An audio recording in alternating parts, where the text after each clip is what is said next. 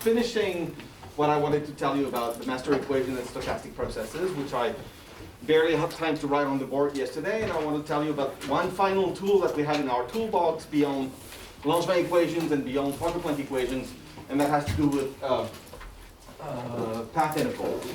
And then I will move on to the real core of today's lecture, which has to do with what do we call to be in equilibrium and what does it mean to be out of equilibrium. And I'll spend the rest of the lecture trying to go into the details of what I mean by that, and I will also brush upon fluctuation theorems that you might have heard of, and I will then focus on some examples taken from active matter, because that's, I think that's quite a good illustration of the concepts I'd like to tell you about today. And I will conclude this lecture, or maybe the next, maybe that will be for the next, by telling you how we can somehow measure the distance to equilibrium when one is not in equilibrium. So the first thing, and I will be slightly more general than I intended to be initially. So my starting point for my goal, as I said yesterday, is to be able to write the average of some given physical observable in terms of a path integral. And what I will be starting by is from some Langevin equation that has this form, with eta a white Gaussian noise. However, I'll be slightly more general because actually I will need to be more general for what comes afterwards. And this equation, I will understand it in some discretization scheme, which I will now make clear, which is the following. I cut the time axis 0 to t ops into slices of duration delta t, and m is very large. And I define xk as being x at k times delta t. And when I'm writing this, what I mean is the following. It's a function evaluated not exactly at xk, but at somewhere in between xk and xk plus 1.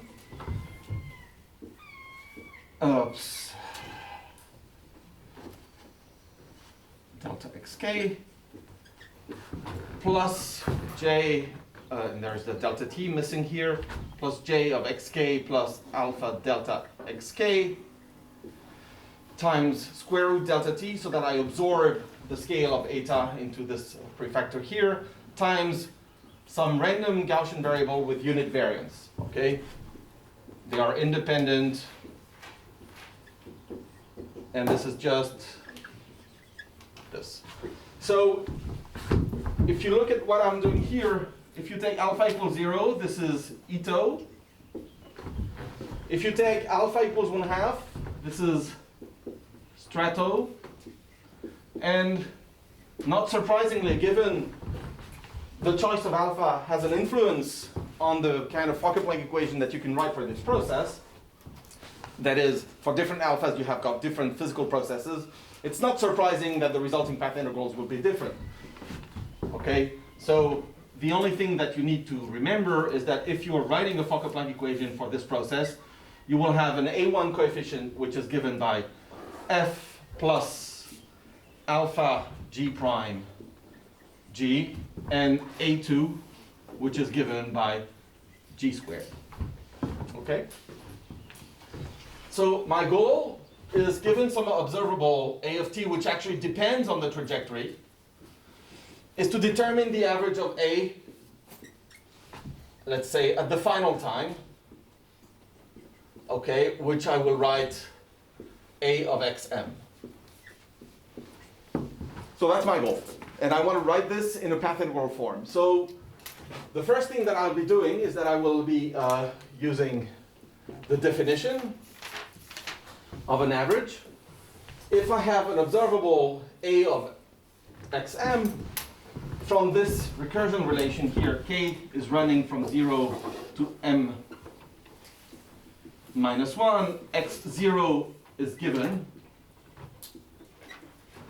Then, of course, xm is a function of psi 0, psi 1, etc., up to psi m minus 1. Okay?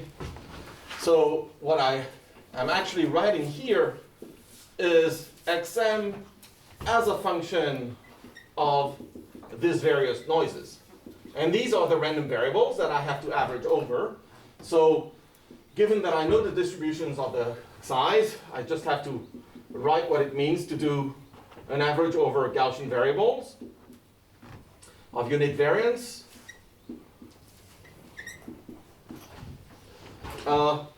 times A of xm, which depends on all that. But of course, you see that this is not very convenient, because xm is a very complicated function of all the size. So what you can do is to change variable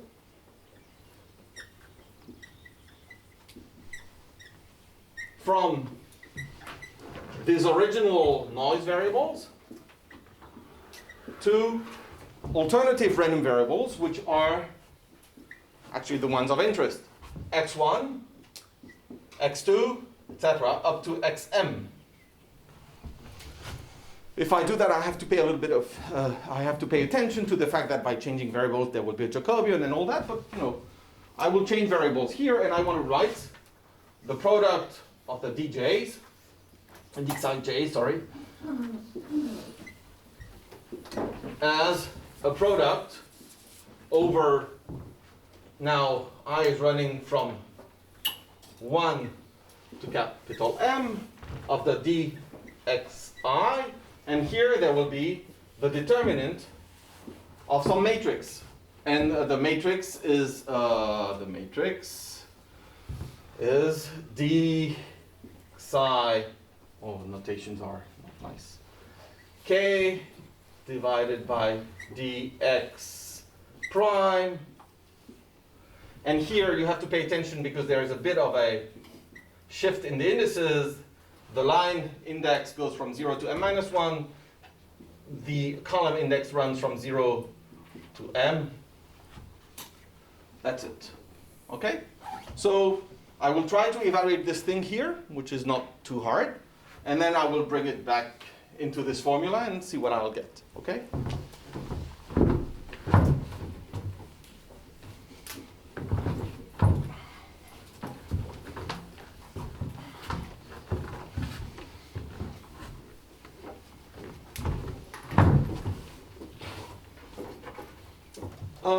So let's look at this formula here. Psi k, I actually have it, and I just erased it, which is not very clever.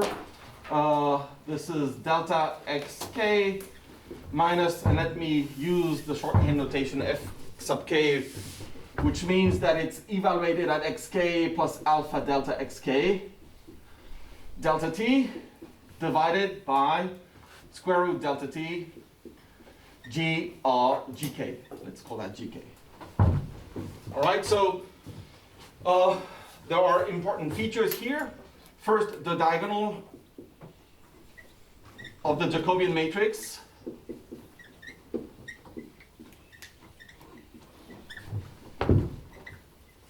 is given by this contribution here. So that's because of the shift of indices, so you have to be a little careful. There will be terms above the diagonal and terms below the diagonal.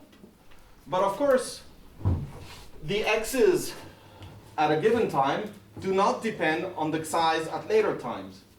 So in your Jacobian matrix, you will have a full triangle of zeros.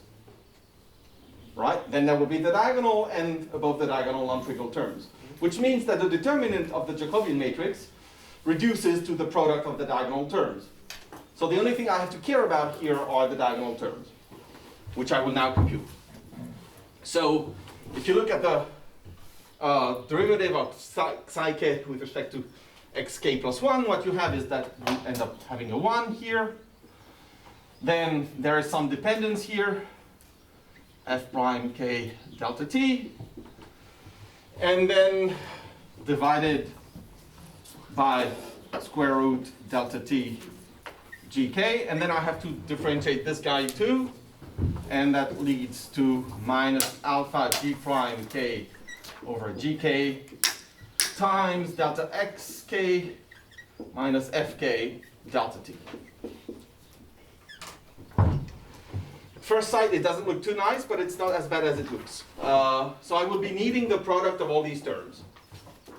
So let's see how we can compute now how this simplifies the computation of our observable, of the average of our observable. We have the product from j to 1, from 1 to m, of dxj, the square root 2 pi I keep. I have a of xm, which stays there. I have the product here, running from 0 to m minus 1 of these terms. And that's the one. I'm not going to copy that. That goes in there. And I have the exponential of the psi squared here, which I have to write as e minus sum over j running from 0 to m minus 1, 1/2 of psi squared delta xk minus fk delta t divided by square root delta t gk. And squared. There's something that I will do also, because I don't really like the squares. I will rewrite the square in a somewhat different fashion.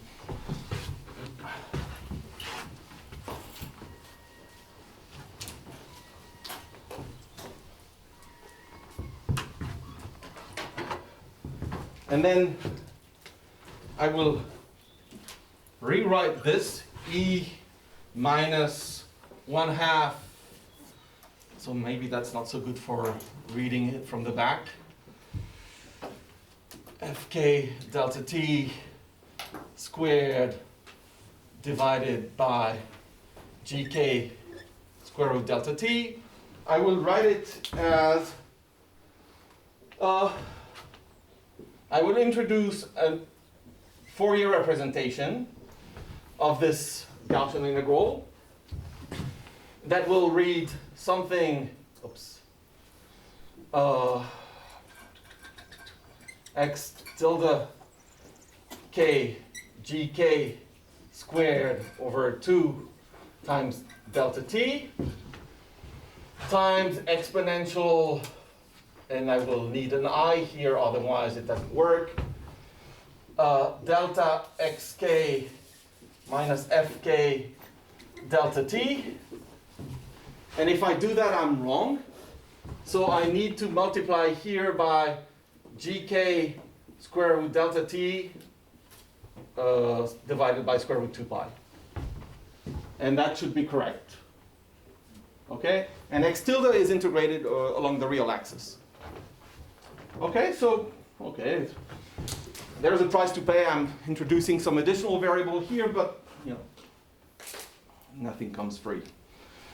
Okay, good. Looks actually that we're almost there. So the average of A is given by the product for the j's running from 1 to m, the product for I running from 0 to m minus 1, dx tilde I. There is this 2 pi square root coming from here. There's another one coming from here. So that comes with the power of minus m.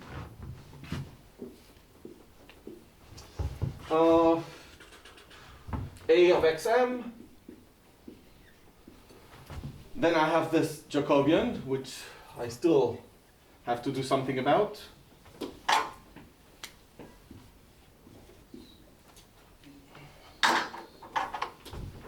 And then I have something which is almost nice, which is the sum for k running from 0 to m minus 1 of x tilde k. I will factor out the delta t here. Delta xk divided by delta t minus fk minus x tilde k, plus squared jk squared divided by 2. So now I have to work a little bit on this Jacobian, and not quite, I made a mistake here. The Jacobian without the denominator. Because this guy here has been compensated by this one here. Okay, so it's only the 1 minus something that survives. Okay? So let's clean up a little bit the mess. So this piece here, let's write it in a little more detail.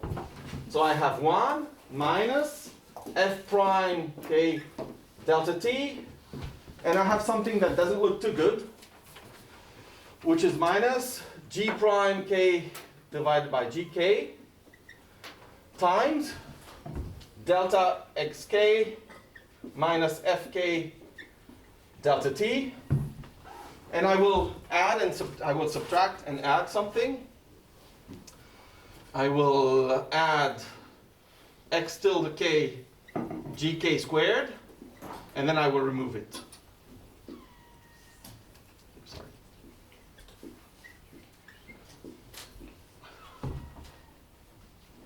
Okay, without the denominator, that's what I have here.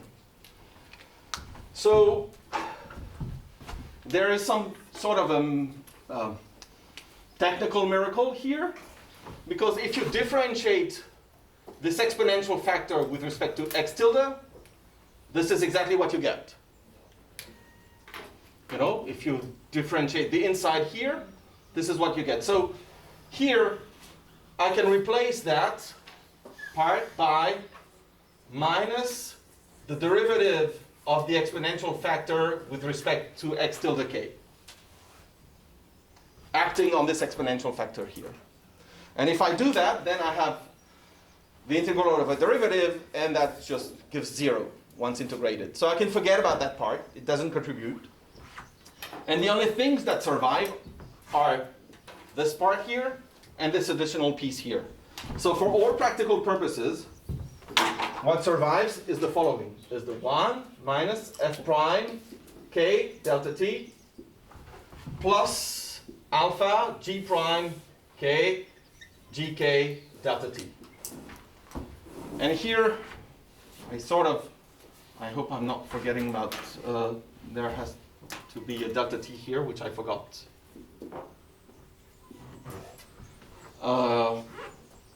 So here, I feel that I can exponentiate that, and I will, without any fear, write this like that. And I'm done. I'm done. And let me summarize what I have just achieved.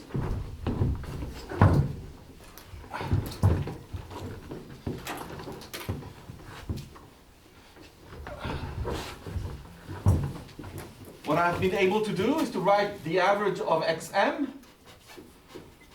as 2 pi minus m, and it is the m goes to infinity, the limit is understated. A product of integrals over this physical field. There is unfortunately something that popped up which is a seemingly unphysical field, and we'll have some opportunity to discuss that later. Then there is a of xm, and there is an exponential weight here, and the weight is given in terms of two collections of the x tildes and x's by delta t sum I running from 0 to n minus 1 x tilde, sorry, there's an I. There's an I, so I'm missing i's. I hope I'm not screwing more signs.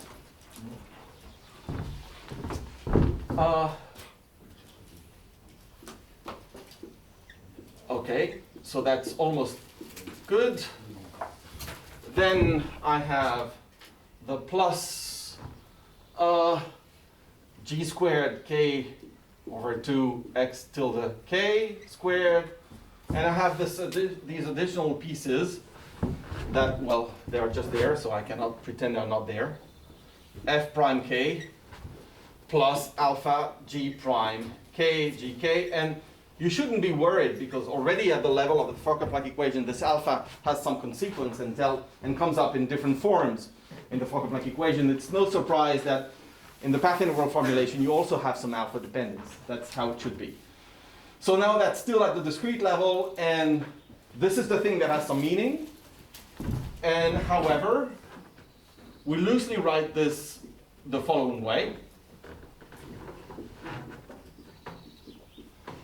E to the minus s, and s is written in terms of two fields, x of t and x tilde of t, as the integral from 0 to the observation time, x tilde minus f plus g squared over 2 x tilde squared plus alpha f prime plus alpha g prime g. So this is called the Janssen deterministic action, or formalism. It involves the physical field, the one that you're interested in. It involves an auxiliary field that for the moment doesn't have much meaning, and that I introduce because I will be needing it afterwards. But sometimes I will actually not introduce it, and that's easy to keep it or not keep it, depending on what's convenient. And you can see that this field x tilde comes in through Gaussian with a quadratic weight, which means that this Hubbard-Stratonovich transformation, which I did at some point, I could have done it or not done it. If I remove the x tilde field by integrating it out, then I end up on the on-cyclic functional. Right? So it will depend. I will use both. My point here is that the explicit form of what you get depends on how you've discretized your initial process. And given that in the next lecture, in the next chapter, I want to discuss time reversal, meaning, you change t into minus t. Maybe you'd like to use some discretization in which the discretization itself has this property of being reversible.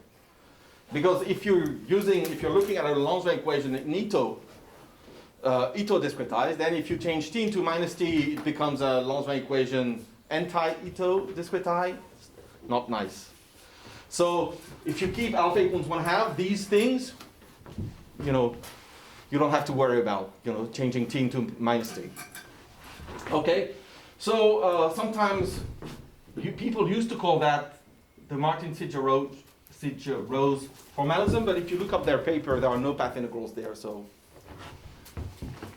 But maybe you will see that in the literature.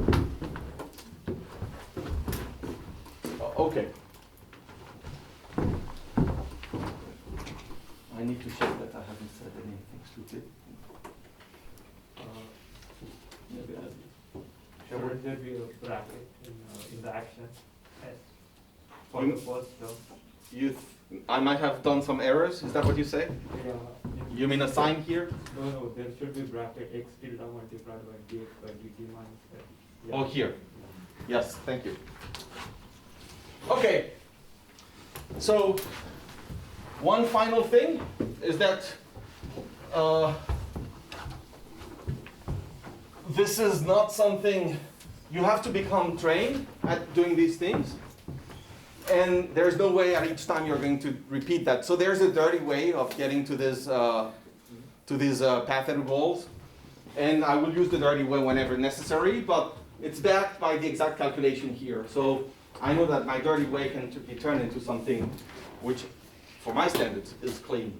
But I accept that you have, criticisms here, because nothing is always as clean as one would like. Okay, so what I would like to do next, now that I have the toolbox full of things, I like to use that. And what we're going to do now,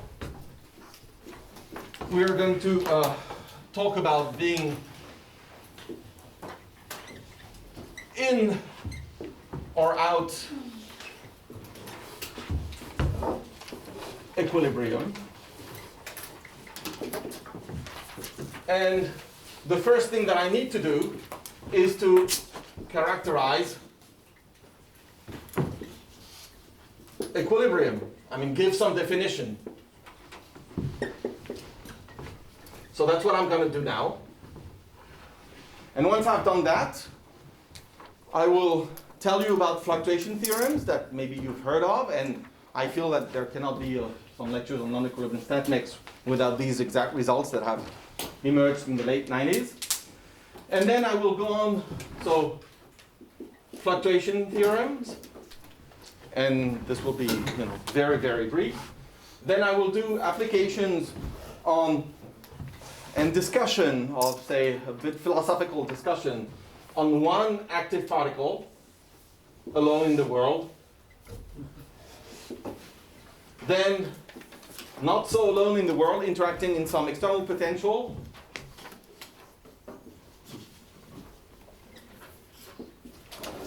And the final thing will be how to quantify somehow the distance that we are away from equilibrium by a number.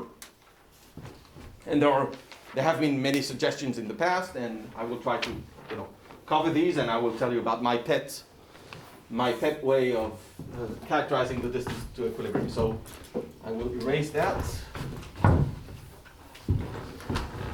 So let's get started. So for the discussion here, I'd like to go back to the master equation language because it's nicer. I don't have to worry about continuous variables. But we know that continuous variables are just, the discretized limit of countable variables. So we can always come back to discrete things. Okay, so I'll characterize equilibrium. So start from the master equation, okay? And you have rates that characterize the rate of hopping between two states, t, c and c prime. And this is the probability that between t and t plus dt, you hop from c to c prime. So what's going to happen if you initialize your dynamics in some configuration c0 is that after some time, you will hop to some other configuration c1. And I'm looking at things over a fixed time window. Okay? And then I will hop to c2. And then I will hop to some state, ck, and after some time I will just reach the final state. And ck is my final state, and this is what's happening at t ops. This is t equals 0. Of course, the sequence of configurations here is a random sequence. Each of these c's is a random variable. But there is more randomness here, because if you run a stochastic process described by a master equation on a finite time interval, you actually don't know how many states you will be visiting. So here, k is also a random variable. You don't know how many states there will be, and that depends on how much time you will stay in each of these states. Maybe you can squeeze in many states, maybe you cannot. It depends, okay? So this k is random. Of course, the c's are random. There is more randomness here, because in each of these states, you will stay at time tau 0, tau 1, etc., tau k minus 1, tau k, and the only thing that you know is that the sum of these taus has to be equal to t ops. That's for sure. So if I am interested in describing the weight of a trajectory, then there are many things random. There are the k, the taus, and the c's. And what I call a trajectory is all these random variables together. So this, for me, is a trajectory. And I will call that traj. Okay? So I'm interested in finding what is the probability of observing such a trajectory. And for this, I need to know how the taus are distributed. And I know how they are distributed.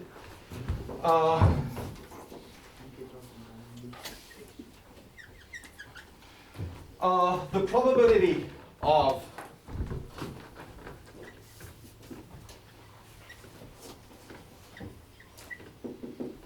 staying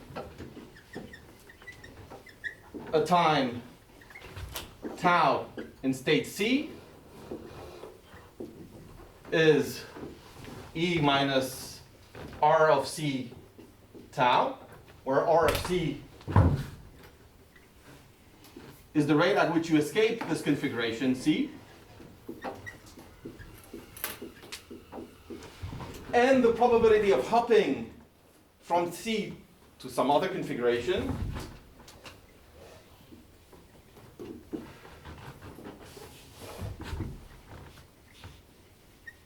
from C to some other configuration between tau and tau plus d tau is, well, R of C d tau. So I know how these times are distributed. They are just exponential distributions. This is a Poisson process. So I know what the probability of a trajectory is.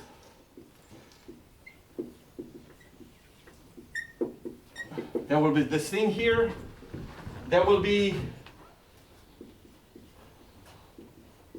the distribution of each of these times.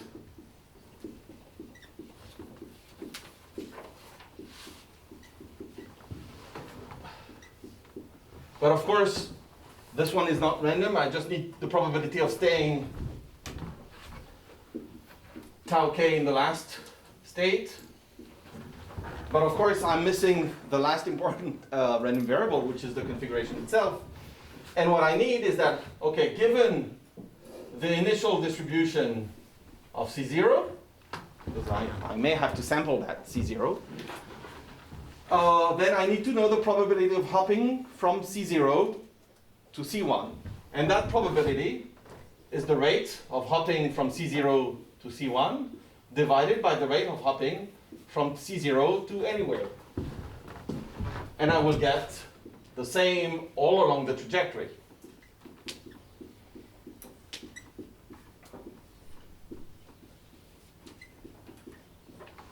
So that's the probability of a full trajectory.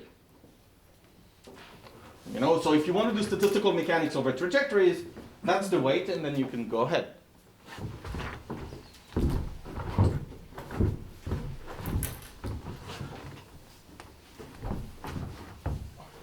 So maybe I can simplify that just a little bit. That's the initial distribution. Then there is the product.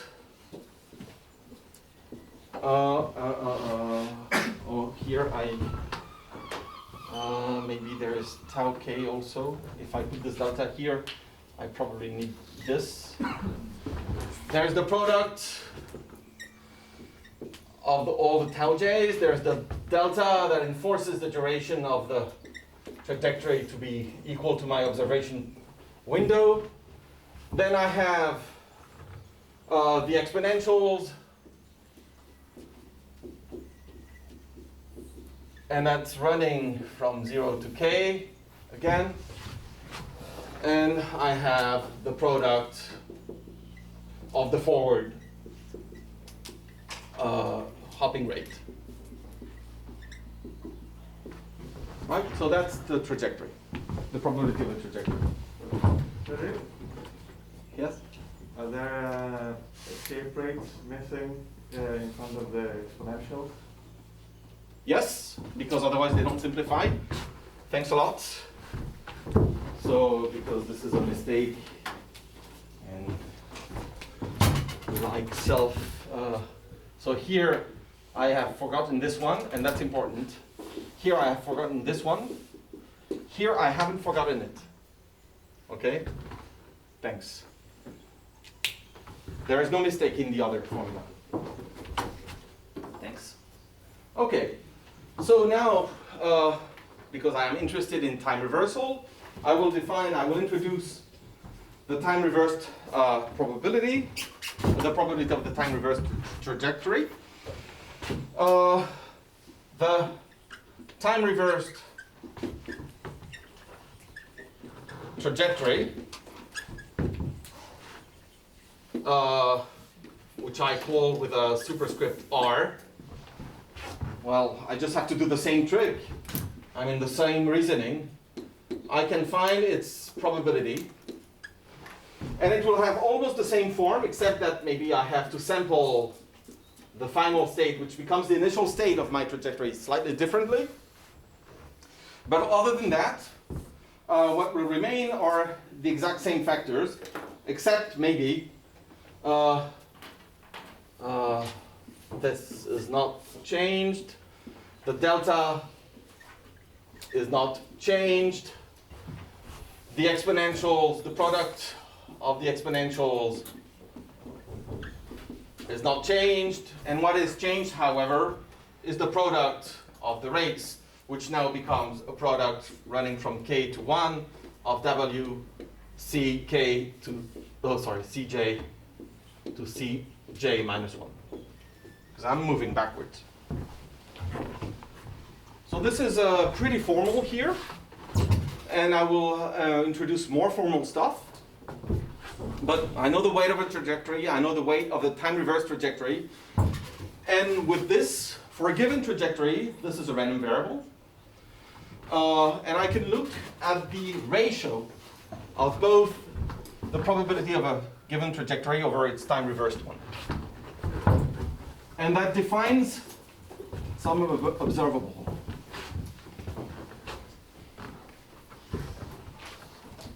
Frédéric? Yes. So you said the number of jumps is also random, the capital K. Yes. So do we also sum over that? Eventually, yes. You're right. At the moment, But it's harder to incorporate in the description. Yes. Trajectories have a fixed number of. Yes, for the moment. Yes, that's right. But you're right, I should also include that. Yeah. Good point, actually. Actually, the statistics of the number of jumps is interesting too, at least to my taste. And it's non-trivial. It's highly non-trivial. Okay. So define.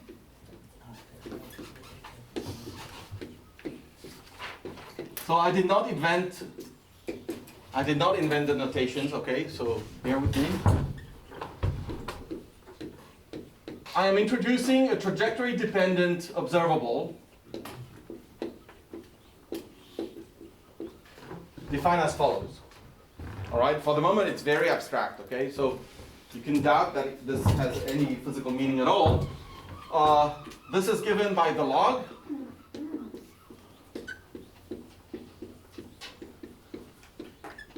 And there will be an additional contribution coming from the ratio of the rates here.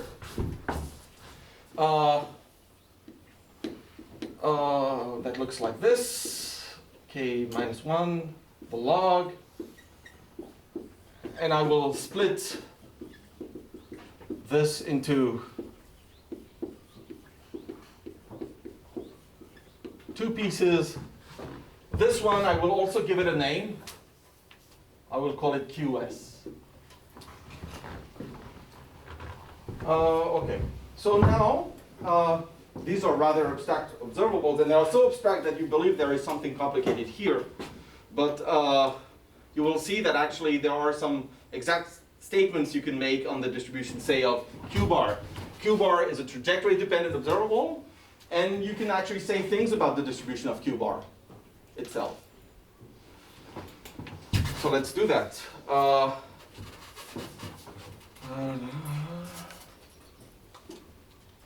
What should I say? Oh, maybe just a comment before I move forward.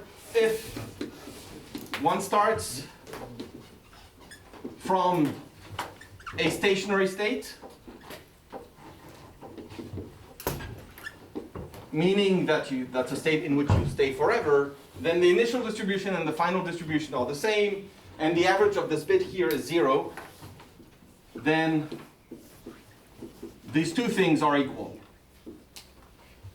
okay? Obviously, the longer the trajectory, the more terms you will have in the summation here. And these quantities, both Q bar and QS, are extensive in time on average. Both Q bar and QS are extensive in time on average, okay? Which means that even if you don't start from the initial state, from the stationary state, this is just a term involving boundaries, and that will always be negligible with respect to this time extensive variable if you take the large time limit, if you're looking at your system over a large time window. Okay?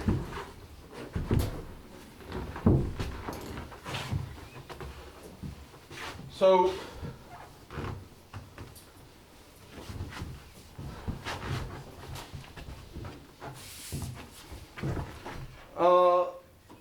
for the moment, and maybe before, being even more concrete, I will just follow the presentation of Joel Lebowitz and Herbert Spohn in their 1998 paper, and I will try to make you feel what QS conceals, okay?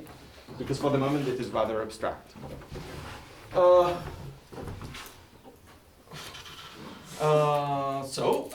If you introduce the Shannon entropy at a given time,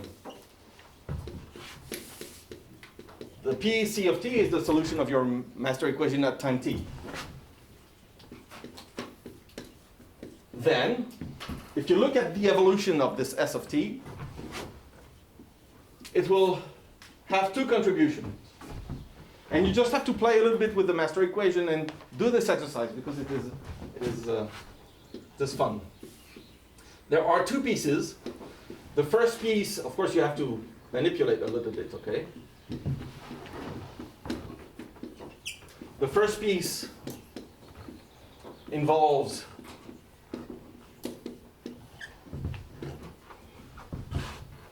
a contribution that is always positive.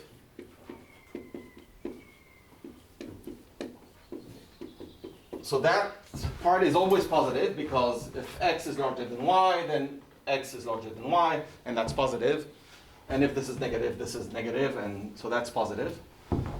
Minus the derivative of qs over time, and the derivative of qs over time is easy to derive because qs is this, and the variation of qs over time is given by the rate at which you are changing configuration. So that occurs with some rate, and every time there's a change of configuration, qs varies by an amount given by this.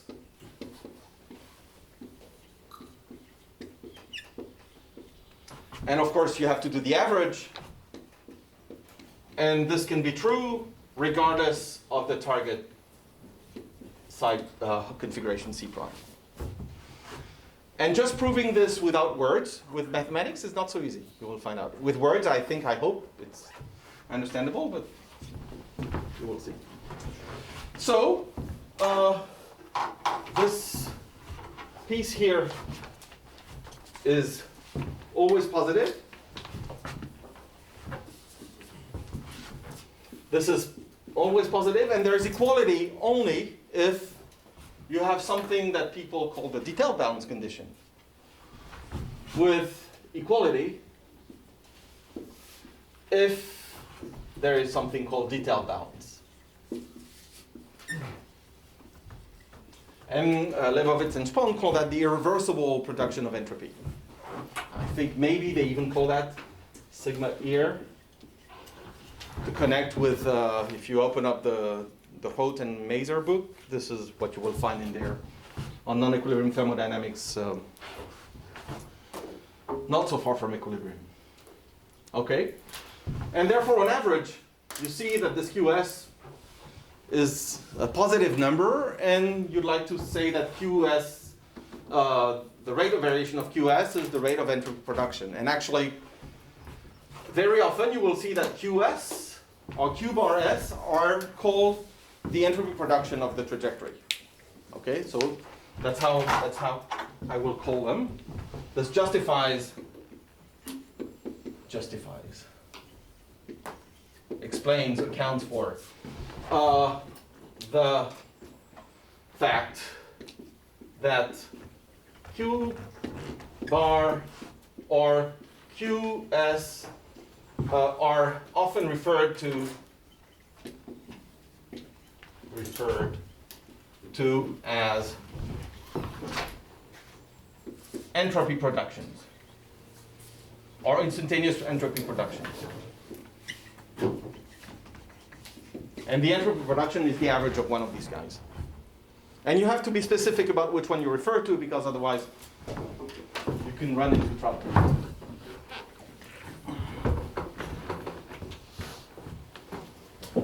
Okay. Yes? Could you please elaborate on the relationship between detail balance on the one hand and irreversibility on the other? I'm confused personally because in my mind I can have a detail balanced non-equilibrium process which has entropy production as it relaxes to equilibrium, and that's irreversibility, although detail balance holds. Okay. Am I confused or? Yeah, I think you have to be careful about the wording here. So actually, detailed balance, it's a property of the stationary state.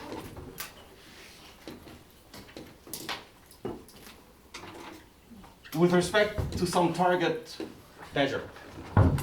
So if the stationary state distribution, which I will call it like that, verifies this, then your dynamics is detailed balance abiding, if you wish.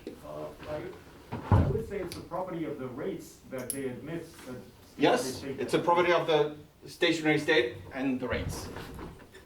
But it's combined, but you're right. And of the rates, you're right. It's a joint property.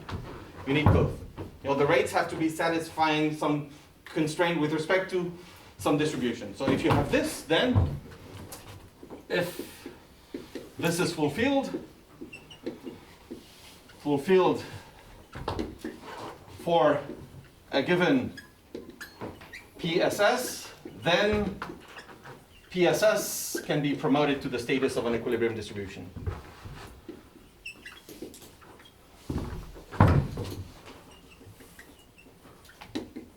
To the status of an equilibrium distribution. And now I'm running out of ink. I will shift to the black one, sorry.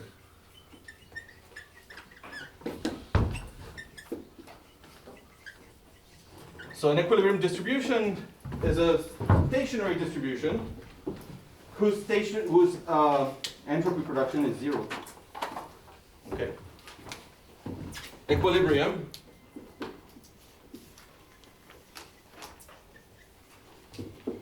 is defined as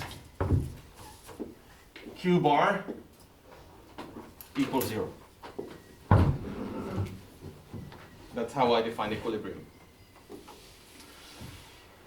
And there's still room for discussion here, okay? But that's a rather robust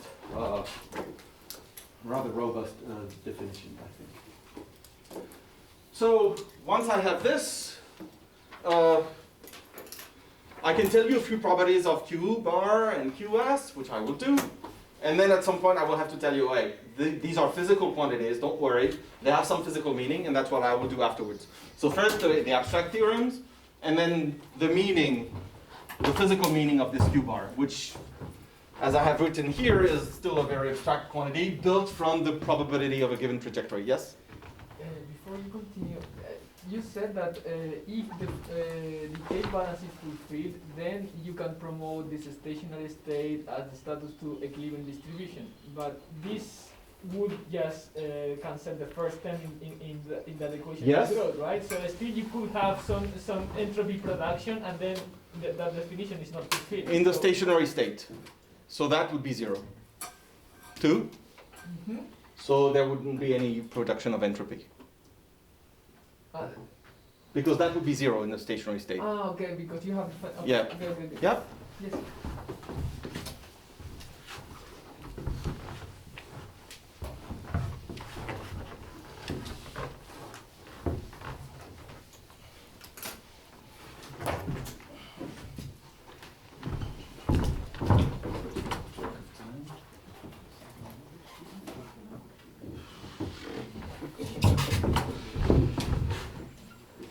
So fluctuation theorems.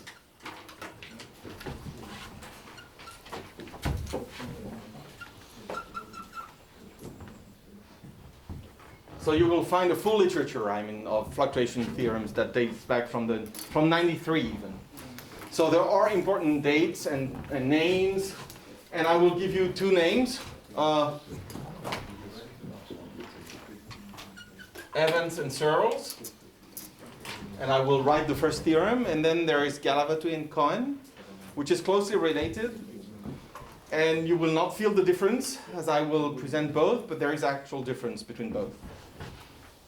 So Evans and Searles found out that if you're interested in the probability that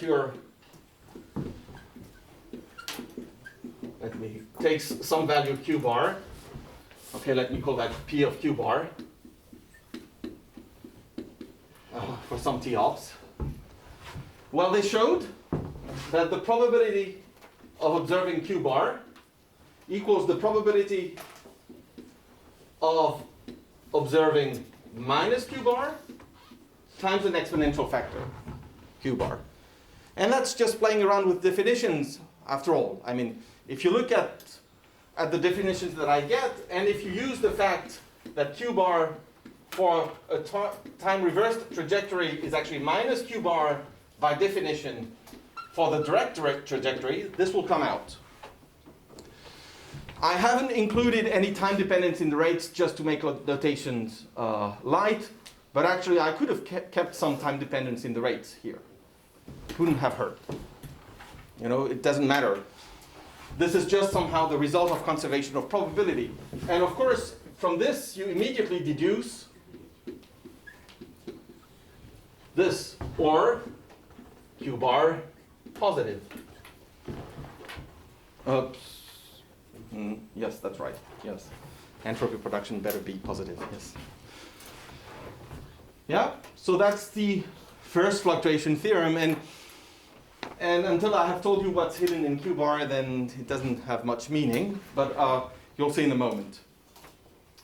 So in order to endow q bar with some physical meaning, I suggest that we look at a process in which actually the rates can depend on time. So you can imagine an experiment in which you have some colloidal bead trapped in by some optical tweezers, and then you move the center of the trap, so you're actually pulling on the particle, so you're applying some external protocol by varying, say, the position of the trap. Then, of course, you will have fluctuations, and then there will be full trajectories, and the rates will be time dependent, because at each time, since you're pulling on the position on the center of the trap, then the rates will be modified. So, however, and I think it's fair to accept that, okay, let's be more detailed here. In order to endow q bar with some physical meaning, or some meaning at all, because this is really abstract here, consider a process C where the rates W, C to C prime, it's also depend on some parameter, which I call lambda. And I further impose on the rates to satisfy a local detailed balance condition, which is the following. So at given lambda, I assume that the system equilibrates to a regular Boltzmann distribution, that is E minus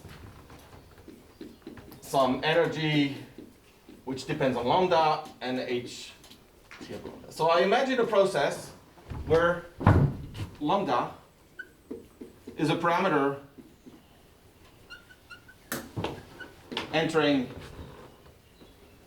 the energy. So now I will imagine that for a given lambda, I suppose the rates verify this, but of course now I will vary lambda. And even if the rates still verify this, it doesn't mean that P ec here has to do with the distribution of the system. Okay? It will be a time-dependent distribution if I vary the rates.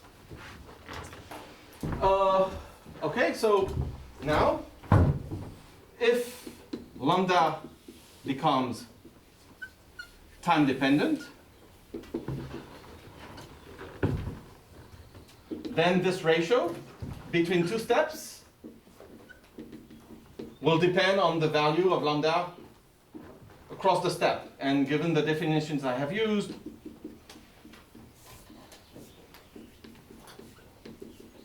this is E minus beta HCJ plus 1 lambda j plus 1 minus HCJ lambda j.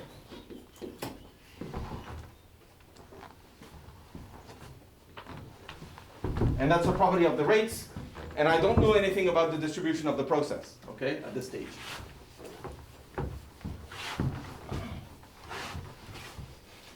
So now,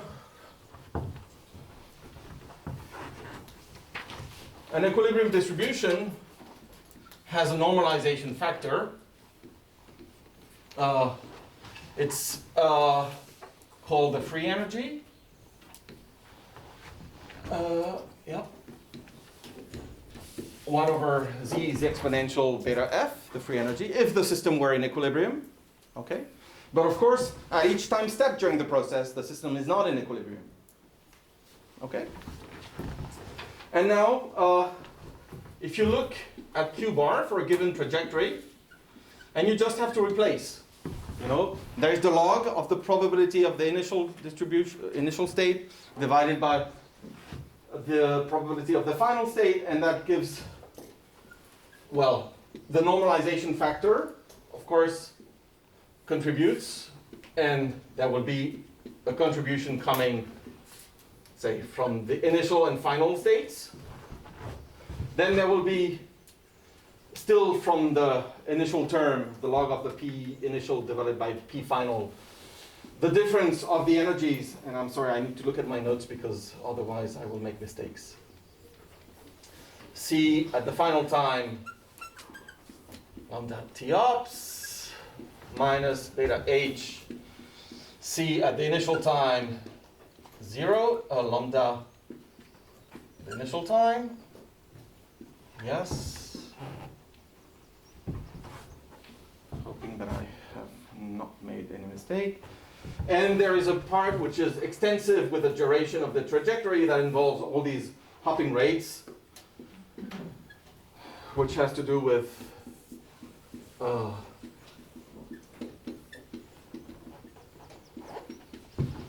that's Cj lambda j plus 1. And now you have to give names to all these things. And in particular here you see that there's the energy difference, which you will split into two parts. I will split the energy difference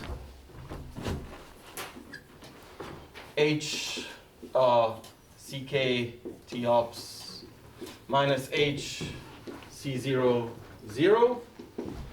There is a part that comes from the variation of the parameter lambda, and this is just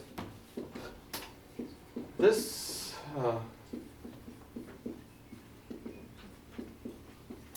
Yep.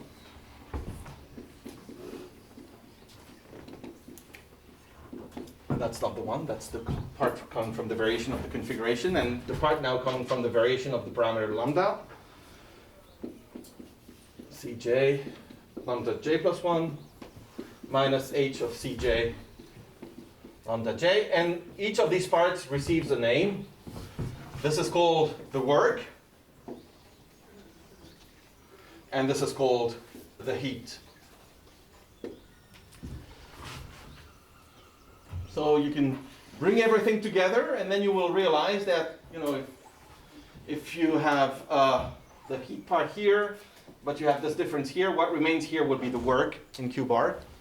So the final result for Q bar is the following. It's minus theta times the difference in the free energies plus the work that you have given to the particle throughout the non-equilibrium protocol. So I think that's a rather clear physical meaning to this Q bar. And of course, this is just a constant. So if you know things about the statistics of Q bar, you will know things about the statistics of W. And the fact that the P of Q equals the P of minus Q bar times an exponential factor translates into something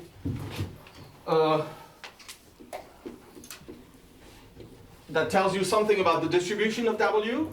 And the distribution of W is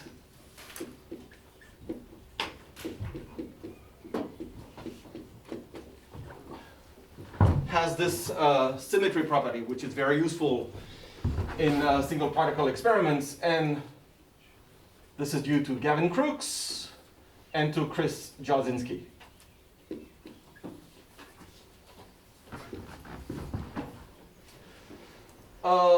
So it's actually interesting because even if you're driving your particle out of equilibrium, you can still relate provided there exists an equilibrium initial state and there exists a final equilibrium state.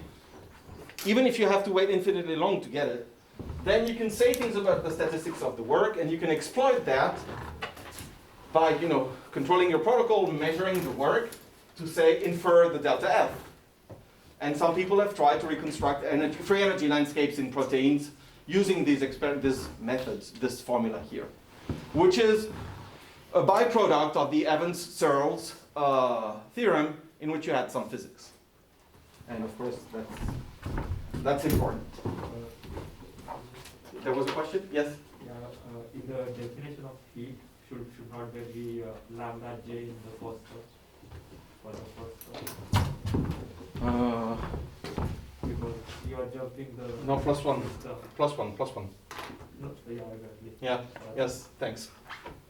Yeah, I'm varying the configuration at constant lambda, thanks.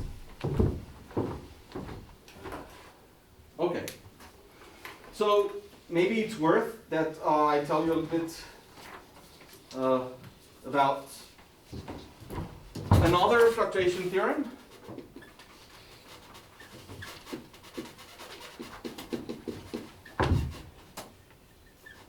Theorem is the Galavati-Cohen one.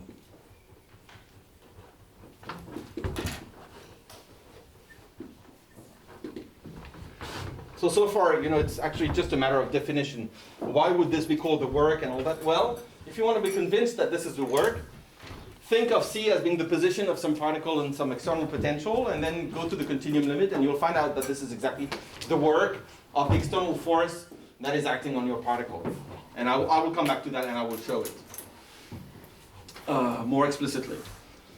So the fluctuation, the Galavati-Cohen fluctuation theorem is a bit more subtle, and it involves large deviation properties, which I will not really describe, but it's something that has to do with the probability to observe, QS for a large observation time in the limit that this observation time is very long. And what you expect is that this observation time, as this extensive observation time goes to infinity, this is going to decay exponentially with the observation time. So it's actually interesting to look at this quantity here. And as usual in thermodynamics, when you have an extensive quantity, you know that there is an intensive counterpart. So here I have an extensive variable T ops. I have an extensive control variable state variable TOBS, and I have an observable QS that is extensive in the observation time.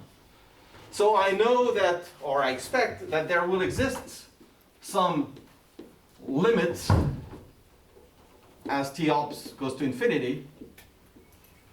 Oops, infinity, not 0. For the intensive counterpart, which is QS divided by TOBS. So that would be the equivalent of the intensive free energy depending only on intensive quantities. And TOBS is my extensive variable. And the Galavati-Cohen theorem states that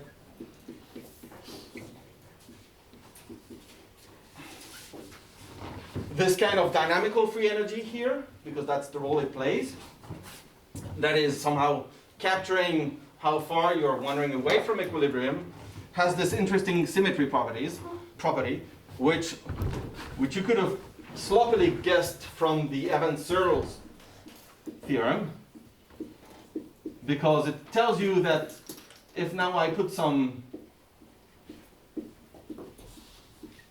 wiggles that mean, oh, this is true actually only in the sense of a log when TOBS goes to infinity, this is what you have. And this is very important because this tells you that you will have Q, of course, can take positive and negative values. Even though QS is positive, there is a non-zero probability of observing a negative Q. But this probability decays exponentially fast, or the probability of observing a trajectory that would, in which when you're stirring your coffee, the coffee actually is giving energy to you. This probability is very small because it's exponential in QS. And if you have a large system, then QS will be very large in the number of degrees of freedom. And if you wait long enough, that will be large also in the observation time, so that's exponentially small. Which means these things for macroscopic systems are never observed, hence the second principle. However, if you're looking at small systems, small particles, individual particles, or short trajectories, then you will be able to observe deviations from the second law. Of course, on average, that will be respected, but individually, trajectory for trajectory, you will see some deviations. So that's interesting. I don't remember exactly the title of the 1993 PRL by Evans, Searles, Morris, and Cohen, but I think this is something like transient violations of the second law of thermodynamics. Which means that, yeah, sometimes this can be negative, but of course this never happens in practice for large systems. And on average, regardless of the time or the size of the system, this is positive. So what I want to do now is I want to give you some examples, and I want to show you how useful this entropy production stuff is. This is for me, this is the go-to tool when I want to know if a dynamics is equilibrium or not equilibrium. I just compute that. It's a reflex, Because it's not always obvious. But of course, it's interesting to know if the dynamics is equilibrium, because then you can do many more things in equilibrium than out of equilibrium. So if for some reason your dynamics looks fancy active matter stuff, but in the end it's just an equilibrium system in disguise, then you're good, because then you know how to do things. Okay, so yeah, so some illustrations. So if I take, let's do that. A particle, an Langevin particle overdamped in some external force field F with some white noise eta, which is just a standard overdamped Langevin equation, then the probability of a trajectory is proportional to the probability of the noise, and the probability of the noise is a Gaussian. So this is, I would like to write something like 1/40 integral x dot plus f squared. Okay? And I have to be a little careful because maybe there's a Jacobian for going from the noise to the signal of interest, the x. Yes. And maybe there will be some additional piece here that will involve the divergence of f, but I'm not going to go into these details. Because if I look at the probability of the time reverse trajectory, then this will be almost the same, except maybe that I will have a minus sign here. And I should not forget about the initial state, sorry. And here there is the final state. And even if there is an additional term that comes from, say, discretization issues, ethos, strato, whatever, I can assure you that it's the same here and there. And since I will be interested in the ratio, it goes away. So don't worry about it until you have to worry. And therefore, the entropy production is computed from the average of this thing here, which would be the Q bar. And I hope that's the Q bar. And it's actually not too hard. You know, you take the log pi over pf, and then there's 1 over t, and that's the integral from 0 to t x dot f. So if I would have been clean, I would have used Protonovich calculus so that I don't have to worry about writing these things, and I know I can use differential calculus as freely as I want. And this doesn't have to be 0. In general, if the force here is not conservative, non-conservative, then this will be something extensive in the duration of the trajectory.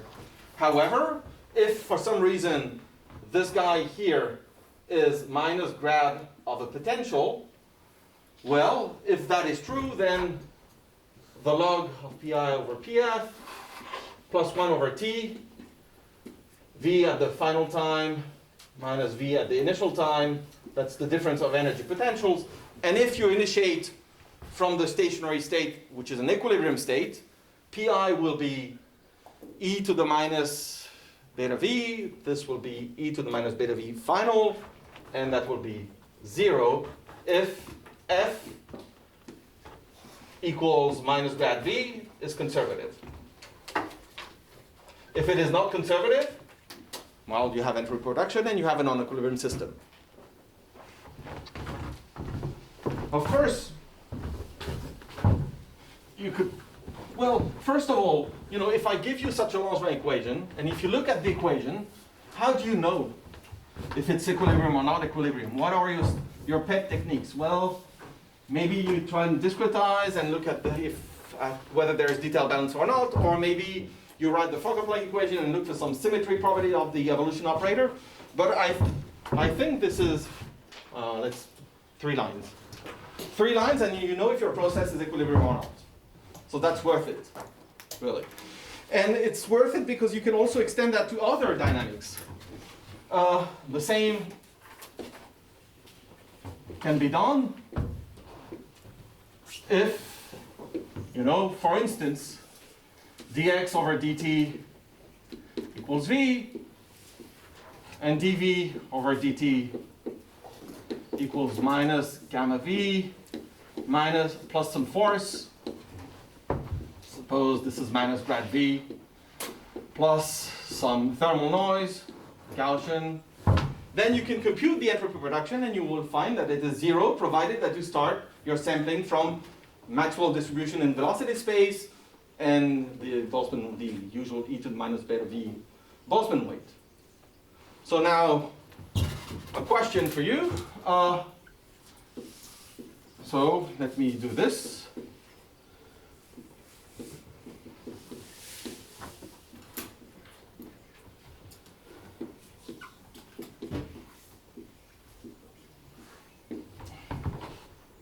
Oh, sorry, v. And how about this dynamics? How would you know? That's a completely fictitious dynamics that I just invented, almost, except that I didn't. How would you know whether it's equilibrium dynamics or not? So it has 3 degrees of freedom. The one that is of interest to you is x. You're interested in x. And how do you know if it's equilibrium dynamics or not? And also, why would you be interested? Well, there is a large part of, Lorentz equations are not only useful for physics, they're also useful for finding, the minimum of some big energy function. So what you could do if you're interested in finding, say, the minimum of some energy landscape is you can run your Lorentz dynamics and lower the temperature. Then you will find the minimum of your potential energy. So that can be a device numerically to actually try and access the minimum of your potential. But it turns out, as I understood, that numerically a Lorentz equation over damped 1 is not very nice to manipulate. There is a lot of discretization errors, so not nice. So people have been using the second order ones, irrespective of the physics, because it's smoother. But if you're really interested in finding the minimum of V, you want something that is smooth, as smooth as you can, and maybe you can do even better, even if it is unphysical. If it helps you find the minimum of V, then that's good. So people have invented such dynamics, but of course they want to be sure that they are sampling the right energy landscape and that they're targeting the right minima of the correct energy function. So as an exercise, you can prove that this thing is an equilibrium dynamics, and I will give you the reference, Journal of Machine Learning Research.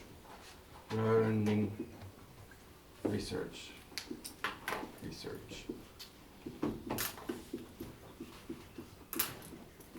And of course you will find out that the entropy production is 0, but you can think of, even adding more of these auxiliary variables that will make your life smoother, but of course there would be more to simulate. I have a question. Sorry. Yes. What about the parity of R? It's just an auxiliary variable that I'm introducing because I'm interested in sampling the potential, the energy potential, the potential landscape. And I'm adding this variable. It's a fictitious variable. But of course I want to make sure that I'm not adding things that bring me out of equilibrium, that I'm actually correctly sampling the energy potential, the landscape. So this is physics. This is not physics. But even if it is not physics, it can be interesting. Especially these people that are trying to find, minima in huge of huge functions. Then they have devices, numerical devices, that drive them through this landscape. And sometimes it's interesting to somehow push the boundaries of physics and introduce more variables.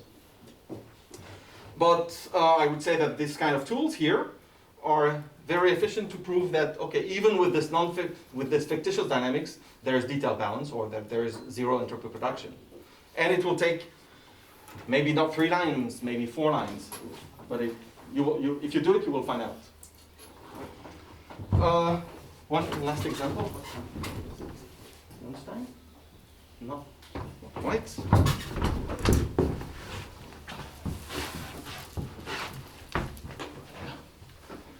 And one final example. Frédéric? What? So in this case, how do you write the equilibrium initial and final configurations? So maybe you guess it from here, but the additional variables that you introduce, they're all Gaussian. Okay, So actually, factorized. this V is Gaussian, this R will be Gaussian, and you will see, but that will tell you because I just erased it, but you see there will be the log of the P initial, P final, Yes. but then there will be a boundary term coming from the system integral, and you will see immediately that, oh, if I would choose P initial as this, then I would remove that, and that tells you exactly what the stationary state distribution is.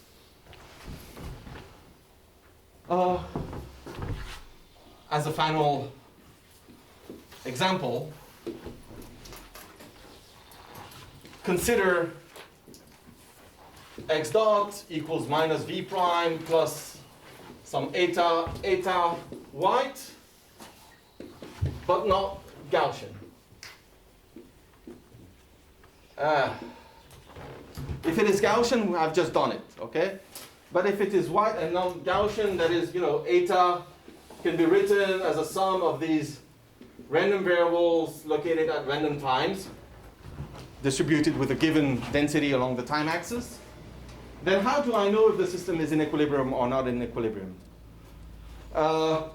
For instance, if you read Kubo's 1961-3 paper, there is something called the second fluctuation dissipation relation that connects the memory kernel here, that's just a delta here, to the correlation of the noise, and that's the same.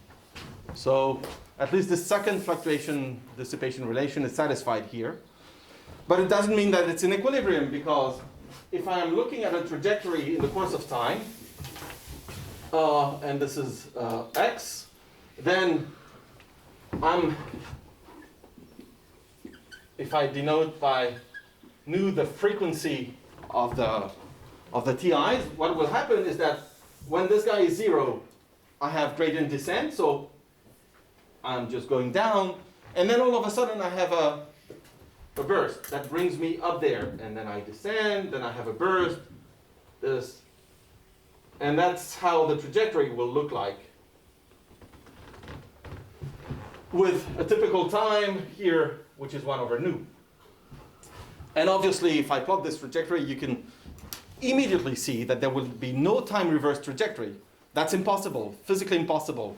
However rare, there is no possibility that the time reverse trajectory is a physical one. So it has 0 probability. And then for these systems, for such a dynamics, you would have an infinite entropy production. So it's really far from equilibrium. But there are many other systems for which you have infinite entropy production. For people that have worked on granular matter, because of the irreversible dissipation throughout the collision, the time reverse trajectory cannot be observed at all.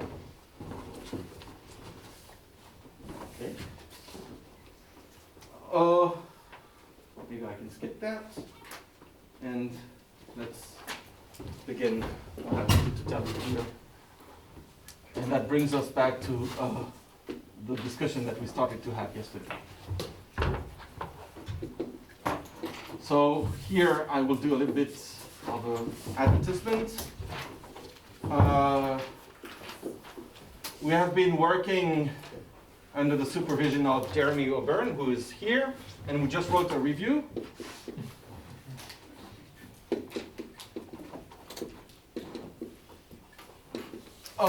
On the the breaking of time reversal in active matter, and most of what I would say now can be found in this review. And he will be more than happy to answer all your questions. Is over there, and he has a nice poster not on that. Okay, so what I want to discuss, and I won't have time, so I will just draw the setting.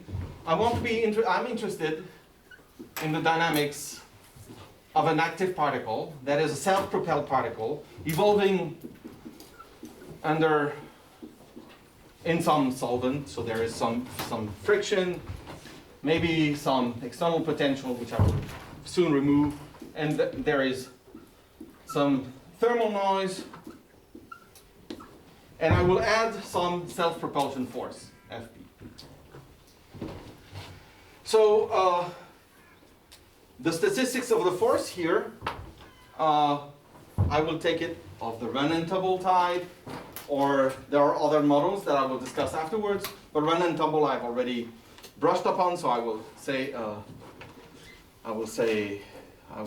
use this for the discussion. And there are many reasons for which the dynamics can have this force. And for those of you that are not into active matter, there are experts in the room. Olivier is one, of real things, I mean not models on the blackboard, on the whiteboard. One of the examples that is often given for an example of a physical system whose dynamics is modeled by this is that of a particle whose, say, 1/2 is coated with platinum, and everything is evolving in oxygen peroxide, hydrogen? Yeah, I never know which one. And this thing dissociates into oxygen and water on condition that it's catalyzed by platinum and by light also. Which makes that you will have different concentrations of the chemical on either side of this particle. And this is just a bead whose only one side is covered by platinum.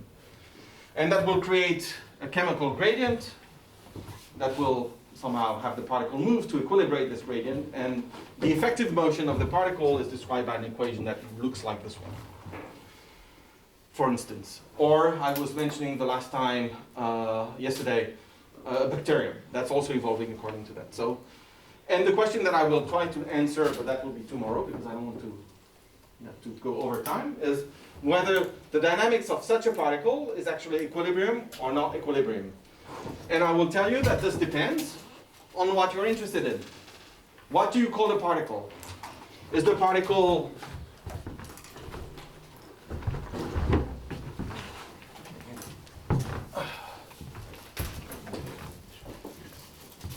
so that's the trajectory of the particle, but what is the particle? So is this bacterium here with some position R and some self-propulsion U proportional to Fp? Is that the kind of information you have in your particle?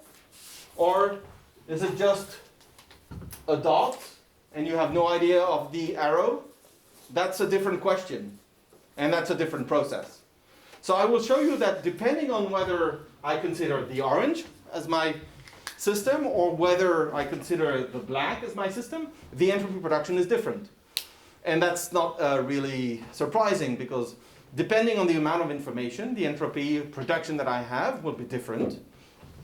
And you have to be very precise about which degrees of freedom you coarse grain out and which you keep. And maybe by eliminating more and more degrees of freedom, you'll end up finding equilibrium in the end. So sometimes systems are in equilibrium at some given scale, but removing uninteresting degrees of freedom brings you back towards an equilibrium system. And that's what I'd like to discuss. I'll do that tomorrow. And then we'll hop on to what should have been lecture 3, which is rare events and applications of path integrals. Thanks for listening.